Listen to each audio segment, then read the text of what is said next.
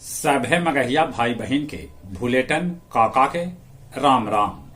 आथिन मगहिया खबर में सुनथिन देश दुनिया के खबर। कार्तिक पुनिया के अवसर पर लाखों श्रद्धालु लगैलन आस्था के डुबकी। प्रधानमंत्री नरेंद्र मोदी भगवान वेंकटेश्वर के तिरुमला में कैलन पूजा अर्चना। थल सेना 200 स्वदेशी होवित्जार तोप खरीदत।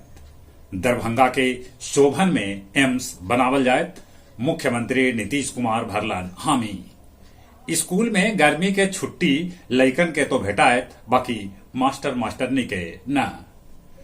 सरकारी जमीन के ऑनलाइन एंट्री दिसंबर तक कैल जाए। बर्फ से पटल घाटी, गुजरात और मध्य प्रदेश में बरसल पानी। 30 तारीख के माओवादी सभे कर्तन बिहार और झारखंड बंद। छापेमारी में बरामद दारू के बोतल दिग्घा थाना के बैरक में छिपा के रखल गए। दिग्घा के थानेदार हो गए निलंबित। इजराइल हमास के बीच युद्ध विराम 2 दिन आओ बढ़ावल जाए।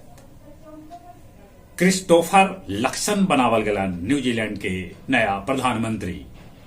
आयरिश लेखक पॉल लिंच के प्रोफेट सॉन्ग लेल भेटायल बुकर पुरस्कार 2023।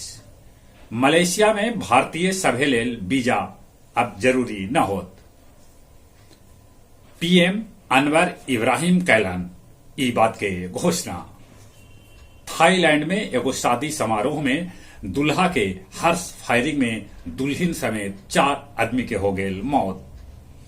कार्तिक पुनिया के अवसर पर गया जी के फाल्गु नदी में उमड़ल भक्त सभे के भीड़।